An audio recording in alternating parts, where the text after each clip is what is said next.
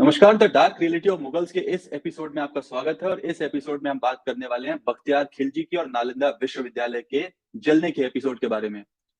ये इतिहास का सबसे ब्रूटल एपिसोड है, at least for people like me जो एजुकेटर्स हैं उनके लिए this was the worst thing that can happen. तो पहले ही समझते हैं कि बख्तियार खिलजी था कौन। दूसरी चीज ये आती है कि नालंदा विश्वविद्यालय का डिस्ट्रक्शन उसने किया क्यों, इतनी बड़ी यूनिवर्सिटी को क्यों खत्म किया। और ये इतिहास में एहसान फरामोशी की सबसे बड़ी स्टोरीज में से शायद एक आप बोल सकते हैं। मैं पहले भी आपको बता चुका हूँ पृथ्वीराज चौहान और मोहम्मद गौरी के बारे में कि कैसे पृथ्वीराज चौहान ने मोहम्मद गौरी को माफ किया था और कैसे उसने वापस आके ना सिर्फ पृथ्वीराज चौहान को हराया था बल्कि उनको घोड़े से घसीट के ले गया, उसको मारा, उसके बाद उसकी गर्दन काटी और अपने किले के ऊपर टांग दी। तो अब बात करते हैं बख्तियार खिलजी के बारे में। बख्तियार खिलजी एक तुर्क अफगान मुगल जनरल था और इसके जो अटैक एरियाज थे वो थे बंगाल और बिहार। अटैक क्यों करता था ये मैं आपको बार बार बता चुका हूँ। काफिरों को मारना, उनके माल को लूटना, उनकी औरतों को रेप करना और उनकी जमीनों को कब्जाना, ये बेसिक पर्पज होते थे उस टाइम पे अटैक्स के। लेकिन बात ये आती है कि नालंदा विश्वविद्यालय तक बात कैसे पहुंची। तो नालंदा विश्वविद्यालय तक बात ऐसे पहुंची कि बख्तियार खिलजी एक बार बहुत बीमार पड़ गया। जब वो बीमार पड़ गया तो किसी ने उसको सलाह दी कि नालंदा विश्वविद्यालय में आचार्य हैं, आचार्य राहुल श्री, उनको आप बुलाओ, वो आपका इलाज करेंगे तो आप बहुत जल्दी ठीक हो जाओगे। लेकिन बख्तियार खिलजी ने बोला कि वो किसी काफिर से इलाज नहीं करवा सकता। खैर, वो बीमार, जब उसकी बीमारी ठीक नहीं हुई तो उसने इस बात को माना और उसने आचार्य राहुल श्री को बुलाया। आचार्य राहुल श्री ने उसको देखा, देखने के बाद उसको बोला कि मैं आपको कुछ दवाई दूंगा जिससे आप ठीक हो जाओगे। लेकिन बख्तियार खिलजी ने बोला कि मैं किसी काफिर की दवाई नहीं खाऊंगा। आचार्य राहुल श्री, आप देखिए टॉलरेंस उस टाइम पे कितनी होती होगी, आप देखिए उनके उनका हृदय कितना अच्छा होता होगा कि इसके बाद भी उन्होंने बोला कि मैं तुम्हें एक किताब दूंगा और उस किताब को तुम कुछ पन्ने उसके रोज पढ़ो तो तुम ठीक हो जाओगे। अब इससे आपको समझ आएगा हमारी मेडिसिन उस टाइम पे कितनी एडवांस होगी कि उन्होंने उस किताब के पन्नों में उस दवाई को लगा दिया और जब इसने उस किताब को पलटा और पढ़ा तो ये ठीक हो गया। लेकिन ठीक होने के बाद कोई इंसान क्या करेगा? ठीक होने के बाद एक इंसान आपको थैंक यू बोलेगा, आपके लिए कुछ करेगा रिटर्न में। लेकिन जैसा मैं आपको बता चुका हूँ बार-बार कि ये मुगल कितने बड़े एहसान फरामोश थे और कितने जाहिल थे, वो आपको अब इस बात से समझ आएगा कि बख्तियार खिलजी ने वापस किया क्या किया? बख्तियार खिलजी ने ये पता लगाया कि ये कहाँ और कौन है, उसको पता लगा कि एक विश्वविद्यालय है जिसको कहते हैं नालंदा विश्वविद्यालय।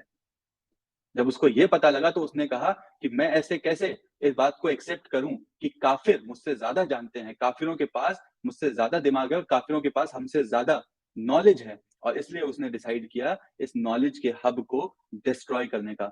ये नालंदा विश्वविद्यालय पहला अटैक नहीं था, इससे पहले भी नालंदा विश्वविद्यालय में 2 अटैक हो चुके थे। 800 सालों की नालंदा विश्वविद्यालय की एग्जिस्टेंस थी और बड़े-बड़े राजा नालंदा विश्वविद्यालय से निकले हैं। कहते तो ये भी हैं कि जो आर्यभट्ट थे वो नालंदा विश्वविद्यालय के ही आचार्य थे। लेकिन बख्तियार खिलजी का अटैक जो है वो ब्रूटल अटैक था। इसने क्या किया? इसने वहां पे रहने वाले 1500 बौद्ध शिक्षकों को मार डाला। कहते तो ये है कि बहुत सारे शिक्षकों को जिंदा जला दिया गया।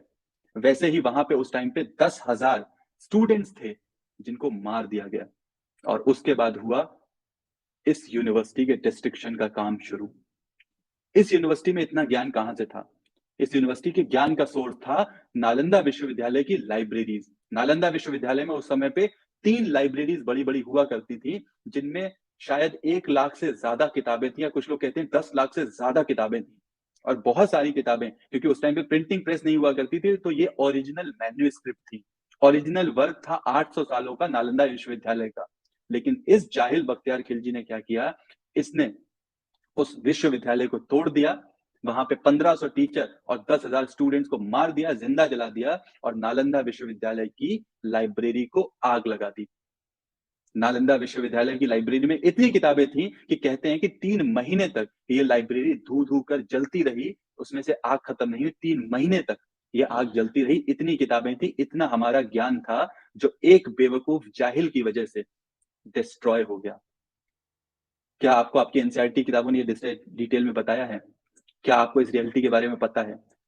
क्या आपको इस रियलिटी के बारे में पता होते हुए आपने इस चीज को लोगों को बताया कि आपके साथ क्या-क्या हुआ है?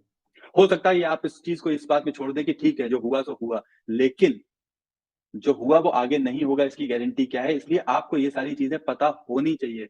आपको ये पता होना चाहिए कि जब आप अच्छा कर रहे हैं, तो आप अच्छे की उम्मीद भी करना चाहते हैं। आपकी कहानी आचार्य राहुल श्री की तरह नहीं है। आचार्य राहुल श्री की क्या गलती थी? उन्होंने जाके अपनी बेइज्जती करा के इलाज किया। ये जानते हुए कि वो उनकी दी हुई दवाई ये खाना नहीं चाहता, ये जानते हुए कि वो उसको काफिर बोल रहा है, फिर भी उनके पास इतनी एडवांस चीजें रही होंगी कि उसने एक किताब में वो दवाई लगा के दी और उसके बाद उसको ठीक किया। क्यों?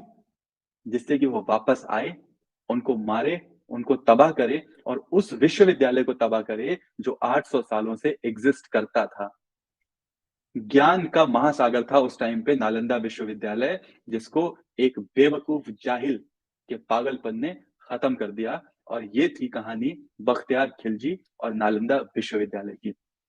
मैं ये चाहता हूं कि अगर ये एपिसोड आपको अच्छा लगा हो तो आप इसको सुनिए, लोगों को बताइए और इसको शेयर जरूर करिए, जिससे ज्यादा से ज्यादा लोगों को ये कहानी पता लग सके और उन्हें पता लगे कि जो मुगल थे उनकी डार्क रियलिटी क्या है।